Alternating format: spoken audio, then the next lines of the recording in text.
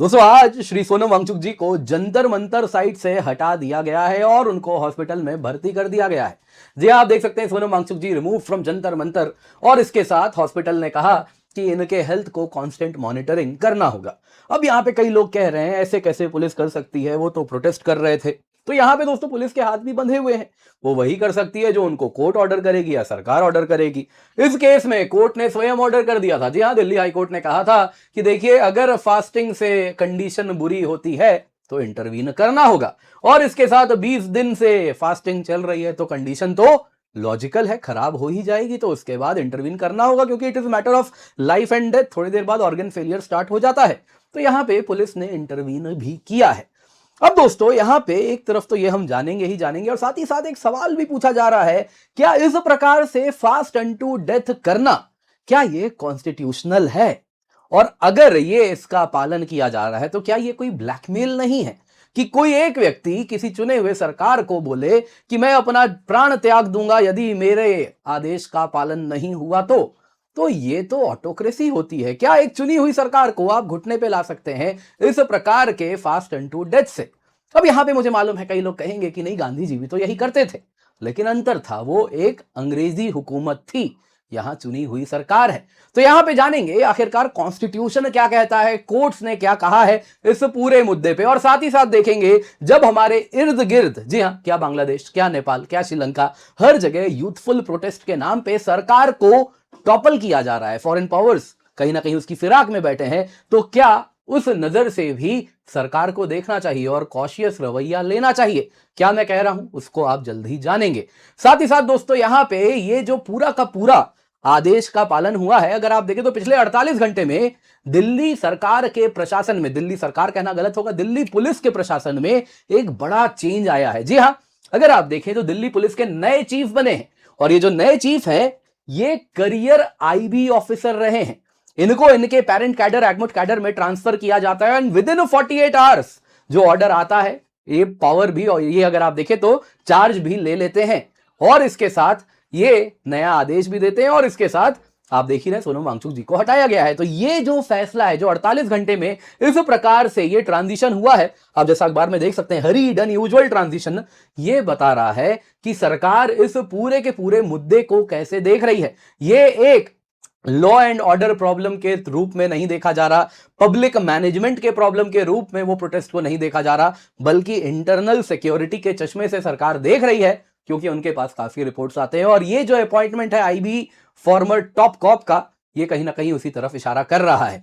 क्या एग्जैक्टली हो रहा है, आइए जरा इसी पर आज डिटेल में चर्चा करते हैं। पर इससे पहले आगे बढ़े, आपसे निवेदन है वीडियो लाइक करें, चैनल सब्सक्राइब करें, बेल आइकन अवश्य दबा दें। इसके अतिरिक्त दोस्तों आपको याद दिलाना चाहूंगा 16,999 रुपए में आपके लिए सब्सक्रिप्शन हम लेकर के आए हैं, लेकिन दोस्तों ये लिमिटेड पीरियड ऑफर है। जी हाँ, इसका फायदा उठाएं, नेवर सीन बिफोर प्राइस है, बहुत सारे आकर्षक चीजों के साथ आ रहा है जो कि आप यहां पे देख सकते हैं। जैसा आप देख सकते हैं दोस्तों, अगर आप 2 साल या 3 साल की सब्सक्रिप्शन लेते हैं तो मात्र और मात्र 23,999, 28,999 रुपए में, जब आप कोड KC10 यूज कर रहे हैं। इसके अतिरिक्त सुनिए क्या फायदा है, जैसे ही आप 2 या 3 साल की सब्सक्रिप्शन लेते हैं दोस्तों, जैसे ही आप यूपीएससी प्रीलिम्स क्लियर करेंगे 100% रिफंड आपको मिलता है। इतना ही नहीं, इसके सिवा आपको बता देता हूं, अगर आप नहीं क्लियर किए तो आपको CSE एश्योर यानी एडिशनल सब्सक्रिप्शन मिल जाता है, यदि आपने मेहनत की है, पढ़ाई की है, टेस्ट वगैरह दिया है, मेंस आंसर राइटिंग किया है, और अन्य कुछ कंडीशन है जो बताते हैं कि आपने पढ़ाई की है। तो मेक श्योर आप जुड़ जाएं, इसका फायदा अवश्य उठाएं, use the code KC10 for maximum discount. तो दोस्तों आज सुबह की बात है, सोनम वांगचुक जी को दिल्ली पुलिस ने शिफ्ट कर दिया है जंतर मंतर प्रोटेस्ट साइट से, हॉस्पिटल भेज दिया। आज 21वां दिन था उनके फास्ट का, और इसके साथ पुलिस का कहना है दिल्ली हाईकोर्ट ऑर्डर था कि एक्सपर्ट मेडिकल एडवाइस यदि कहती है कि इनके जान को खतरा हो रहा है तो कहीं ना कहीं मेजर्स लिए जाएंगे। डिटोरिएटिंग कंडीशन थी, 21वां दिन था, और इसीलिए इनको सफदरजंग हॉस्पिटल भेज दिया गया है मेडिकल केयर के लिए। पुलिस ने दोस्तों इस प्रकार से व्हाइट शीट्स अगर आप देखें तो इस तरीके से इस्तेमाल किया, और सुबह सुबह इनको ट्रांसफर कर दिया गया एम्बुलेंस में। और वैसे ही अगर आप देखें तो पुलिस ने क्यों ये स्टेप लिया है, ये डीसीपी न्यू दिल्ली का ट्वीट है जो स्वयं बता रहा है कि ऑनरेबल हाईकोर्ट के ऑर्डर थे, और जिसके आधार पे एक्सपर्ट मेडिकल एडवाइस क्या कहती है उससे दिल्ली पुलिस बंधी थी। और एक्सपर्ट मेडिकल एडवाइस कह रही है कि हेल्थ कंडीशन डिटोरिएट हो रहा है, इसीलिए श्री सोनम वांगचुक जी को हॉस्पिटल ले जाया जा रहा है ताकि एसेंशियल मेडिकल केयर दिया जाए। और इस ऑर्डर का पालन करते हुए प्रोटेस्टर्स ने ऑब्स्ट्रक्शन क्रिएट करने का प्रयास किया, थोड़ी बहुत भगदड़, स्लाइट कमोशन वगैरह हुआ, लेकिन पुलिस ने संयम का पालन किया और ये पूरा का पूरा सोनम वांगचुक जी को हॉस्पिटल भेजना सक्सेसफुली कर दिया। साथ ही साथ जंतर मंतर में जितने भी प्रोटेस्टर्स हैं उनको कहा जा रहा है कि एक जगह खाली करें एट दी अर्लीस्ट। दोस्तों स्टार्टिंग में भी जब ये प्रोटेस्ट साइट पे आए थे तो परमिशन तो सुबह से शाम तक की थी, लेकिन ये बैठ गए हैं कुछ वैसे ही जैसे शाहीन बाग में भी बैठ गए थे। तो क्या पुलिस भी कब तक कहीं ना कहीं इस प्रकार से, अगर आप देखें आप प्रोटेस्ट साइट को ऑक्यूपाई कर रहे हैं इलीगली, तो आखिरकार एक समय के बाद कुछ ना कुछ तो करना पड़ता है। खैर यहां पे दोस्तों अगर आप देखें तो अब क्यों आखिरकार सोनम वांगचुक जी को रिमूव किया जा रहा है, देखिए इसके पीछे 3 मुख्य कारण दिख रहे हैं। पहला है मॉनसून सेशन, 20 जुलाई को मॉनसून सेशन स्टार्ट हो रहा है और उसी के साथ वहां पे जो प्रोटेस्टर्स हैं सो कॉल्ड कॉकरोच जनता पार्टी, उन्होंने चलो सांसद मार्च किया है जिसमें वो पार्लियामेंट का है कि हम जाएंगे और इसके साथ इस सेशन के साथ कोइंसाइड करेंगे, ये पूरा का पूरा मार्च होगा। अब दोस्तों जो मार्च की बात हो रही है पार्लियामेंट में जाना, देखिए जब संसद चल रहा है तो पार्लियामेंट के आसपास का जो पूरा का पूरा इलाका है, विजय चौक के आसपास का एरिया, यहां पे सेक्शन 144 लग जाता है, यानी कि 4 से अधिक लोग नहीं आ सकते, क्योंकि end of the day Bharat के सारे मेंबर ऑफ पार्लियामेंट्स हैं वहां पे। एक बार पार्लियामेंट अटैक हो चुका है तो highest degree of security ensure की जाती है। तो इस वजह से एक तो सेंसिटिव एरिया है, सिक्योरिटी थ्रेट हो रहा है इस प्रकार के मार्च से। दूसरी बात, मेडिकल एस्केलेशन। सोनम वांगचुक जी 20 दिन से, है ना, ऐसा कहा जा रहा है खाना त्याग दिए हैं, तो अब देखिए 20 दिन तक नहीं खाना तो ऑलरेडी बहुत बड़ी प्रॉब्लम है, हेल्थ पैरामीटर्स गिरने लगते हैं। तो इसमें यदि कुछ हो जाए उनको तो क्या होगा, आप सोच रहे हैं मार्टिरडम स्टेटस मिल जाता है और फिर क्या देश में आक्रोश होगा, है ना, शहादत हो गई उनकी और इस प्रकार से बातें होंगी। तो रिपोर्ट्स आने शुरू भी हो गए हैं कि 9 केजी का वजन कम हो गया, 19वें दिन तक आते आते ऑर्गन फेलियर रिस्क हो रहा है। तो यहां पे यदि कोलैप्स हो जाए, डेथ हो जाए, तो आप सोच रहे हैं पार्लियामेंट शुरू होने के 48 घंटे पहले कितना बड़ा सेंसिटिव थ्रेट है ये, किस प्रकार का पब्लिक ऑर्डर इवेंट होगा। तो उसको कंट्रोल करना तो पुलिस की प्राथमिक जिम्मेदारी है, इसलिए भी इनको ले जाया गया है। तीसरा कारण है दिल्ली पुलिस में न्यू शेरिफ इंचार्ज, जी हां new sheriff in town, new commissioner आए हैं, कमांड चेंज हो गया है और इसके साथ पहला ऑर्डर लग रहा है मानो जैसे इन्होंने यही दिया है। 17 जुलाई को कमांड लिया, 18 जुलाई के सुबह सुबह यानी आज वांगचुक जी को ले जाया गया। अब दोस्तों यहां पे सवाल पूछा जा रहा है, फास्ट एंड टू डेथ, क्या भारत जैसे देश में ये अलाउड होना चाहिए?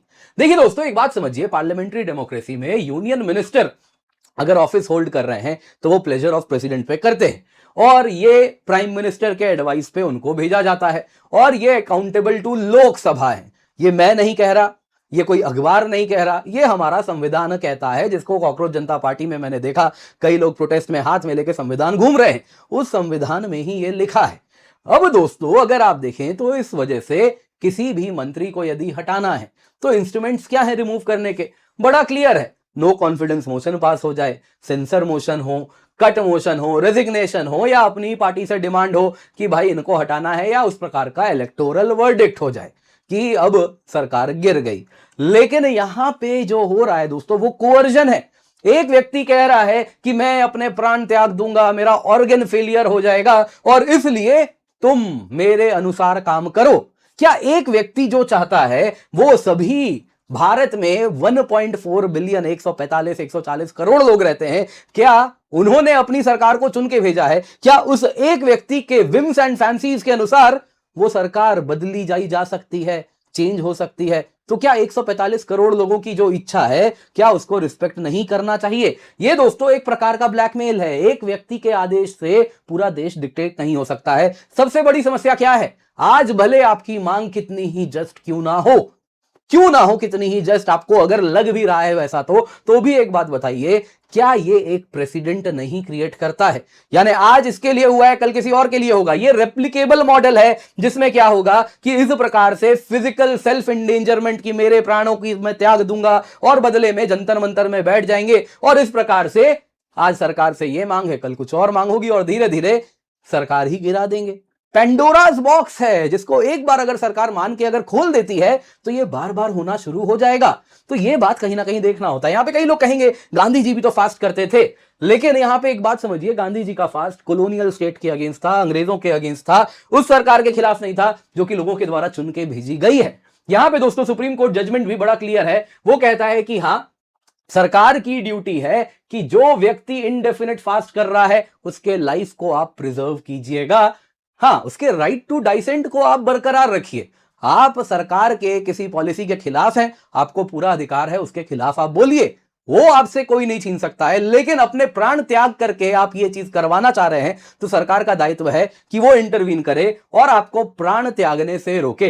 दोस्तों, दलेवाल केस है जो कि लैंडमार्क केस है, जिसमें सुप्रीम कोर्ट ने एग्जैक्टली यही कहा है कि आपको राइट टू एक्सप्रेशन है। आर्टिकल 19 आपको देती है कि आप सरकार के पॉलिसीज के खिलाफ जाइए, लेकिन स्टेट की भी ड्यूटी है कि आपके लाइफ को वो बचाएगी, जिसमें बड़ा क्लियर है। यदि आप अनशन पे बैठ रहे हैं, बैठ जाइए, 1 दिन 2 दिन 3 दिन, लेकिन अब सबका हेल्थ अलग अलग है।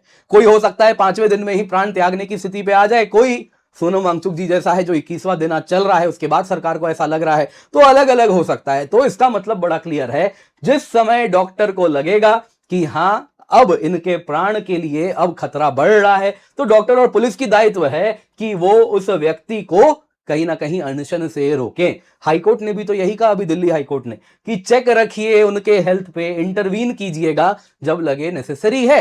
तो 20वां दिन तो ऑलरेडी बहुत ज्यादा है, तो काफी लंबे समय से इनका प्रोटेस्ट चल रहा है। मे भी शायद 10वें 11वें दिन ही रोक देना चाहिए था। खैर, यहां पे दोस्तों एक बात आपको जाननी होगी कि जब हम बात कर रहे हैं ना इस प्रकार से कि एक व्यक्ति पूरे के पूरे देश को डिक्टेट करने लगे, या फिर एक व्यक्ति अपनी प्राणों की त्याग दे और उसके बाद जो असामाजिक तत्व है वो उसको मार्टिर स्टेटस बना के पूरा का पूरा देश को कहीं ना कहीं चक्का जाम करने लगे, तो ये एक मॉडल है जो कि हमने हमारे आसपास के देशों में होते हुए फलते फूलते हुए देखा है। बांग्लादेश की बात करते हैं। जुलाई अगस्त 2024 को स्टूडेंट एजुटेशन होता है पब्लिक सेक्टर जॉब कोटा के लिए। बड़ा माइनर ग्रीवांस होता है, छोटा सा, देश में तो बहुत सारी चीजें हो रही हैं, लेकिन वो छोटा सा ग्रीवांस धीरे धीरे अगर आप देखें तो कई तत्व आते हैं, उसको ओवरटेक कर लेते हैं, और बस 5 हफ्तों में शेख हसीना जी की सरकार जो 15 साल से चल रही थी वो गिर जाती है। यहां पे आप ये देखिए, रशिया ने पहले भी कहा था शेख हसीना जी को, 2023 के आसपास का ये न्यूज है कि यूएस मेडल कर रहा है आपके डोमेस्टिक अफेयर्स में, और जो पोल बाउंड बांग्लादेश है उसमें US ambassador to Bangladesh Peter Haas high ranking representative of the local opposition से मिल रहे हैं और वो प्लान डिस्कस कर रहे हैं मास एंटी गवर्नमेंट प्रोटेस्ट ऑर्गेनाइज करने का। ये रशिया ने शेख हसीना को कहा था, उन्होंने नहीं माना, लेकिन सरकार गिर गई। आप देख रहे हैं कैसे फॉरेन पावर्स इंटरवीन करते हैं, तो कोई बड़ी बात नहीं है। नेपाल में आप देख लीजिए, सितंबर 2025 जेंजी प्रोटेस्ट हुआ सोशल मीडिया बैन से। इसमें जो चाइनीज सोशल मीडिया थे उन्होंने कहा था कि वो नेपाल के रूल्स का पालन करेंगे। अमेरिकन सोशल मीडिया जायंट्स, हम नहीं पालन करने वाले नेपाल जैसे देश के रूल्स को। नतीजा क्या हुआ? उन देशों की जो कंपनीज थी, अमेरिकन कंपनीज, उनके सोशल मीडिया पे लग गया बैन। नतीजा, अगले दिन लोग सड़क पे आते हैं। ऑलरेडी काफी लंबे समय से यूएस की संस्थाएं नेपाल में एक्टिव होती हैं। वो इस प्रकार के जैसे ही यूएस इंटरेस्ट को हिट होना शुरू होता है, आप देखें तो एक बड़ा, क्या यूएस ने किया नहीं किया नहीं मालूम, लेकिन आप डॉट्स कनेक्ट कर सकते हैं। दिखने लगता है कि ये सोशल मीडिया बैन, इसके लिए प्रोटेस्ट शुरू होता है, थोड़े दिन बाद अचानक से करप्शन पे हो जाता है, और उसके साथ आप देखें तो केपी शर्मा ओली की सरकार गिर जाती है। श्रीलंका में 2022 में क्या हुआ आप स्वयं देख रहे हैं। दोस्तों, यहां पे जहां तक बात है, ये आपको मैं ऑल इंडिया रेडियो का न्यूज जो है वो एज इट इज दिखा रहा हूं। होम मिनिस्ट्री ने कैंसिल किया एफसीआरए सर्टिफिकेट सोनम वांगचुक जी के एनजीओ का। जी हां, रेगुलेशंस का वायलेशन हुआ है।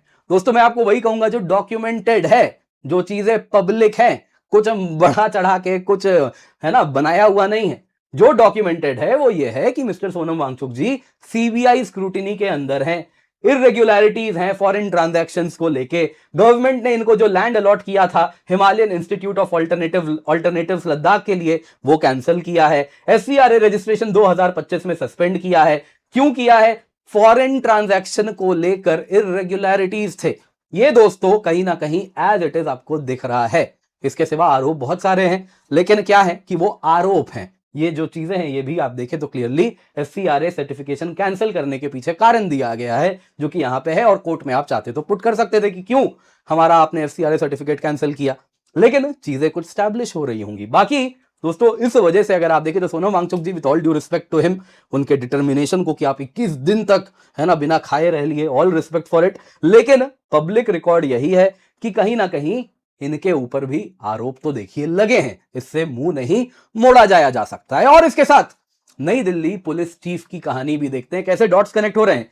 दोस्तों, 17 जुलाई को मिनिस्ट्री ऑफ होम अफेयर्स ने अनुराग Kumar ji, 1994 batch admit cadre IPS officer हैं, इनको ट्रांसफर कर दिया आईबी से दिल्ली पुलिस कमिश्नर के रूप में। जी हां, अगर आप देखें तो ये स्पेशल डायरेक्टर थे इंटेलिजेंस ब्यूरो में, और इसके साथ जो सतीश गोलचा जी जो कि दिल्ली पुलिस कमिश्नर थे, जिनका 21 महीने का टेन्योर बचा था, उनको अचानक से रिप्लेस किया गया। अब दोस्तों यहां पे जरा स्पीड देखिए ये पूरे के पूरे ट्रांसफर का। Appointments committee of the cabinet जो इनको आईबी से एगमुट कैडर में भेजती है, जो इनका पेरेंट कैडर होता है, होम कैडर होता है, वो अगर आप देखें तो थर्सडे को स्टार्ट होता है और फ्राइडे को एमएचए ऑर्डर दे देती कि अब आप एगमुट में आ गए हैं तो आप जाके सीधा का सीधा दिल्ली पुलिस कमिश्नर बनने वाले हैं। और ये फ्राइडे को चार्ज भी अज्यूम करते हैं और सैटरडे को सुबह सुबह आज सोनम वांगचुक जी को हॉस्पिटल भी भेज दिया जाता है। 48 घंटे में सबसे सेंसिटिव पुलिस अपॉइंटमेंट हुआ है देश का। दोस्तों ये बता रहा है सरकार किस लेंस से इस पूरे के पूरे प्रोटेस्ट को देख रही है।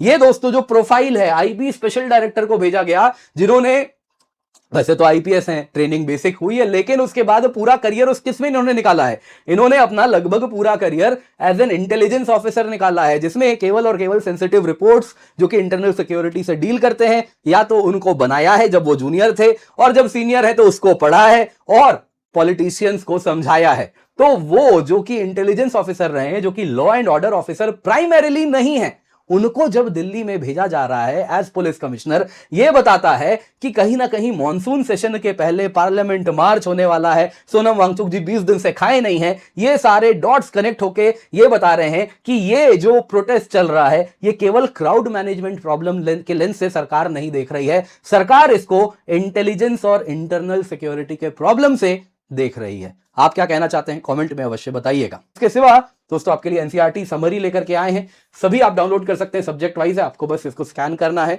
पिन कमेंट में भी लिंक मिल जाएगा, जल्दी से जाइए जाके डाउनलोड कर लीजिए। Economy, geography, history, polity, science and tech सब कुछ आपके लिए बेहद सिंपल भाषा में एनसीईआरटी समरी हम लेकर के आए हैं। मेक श्योर इसका फायदा आप अवश्य उठा लें।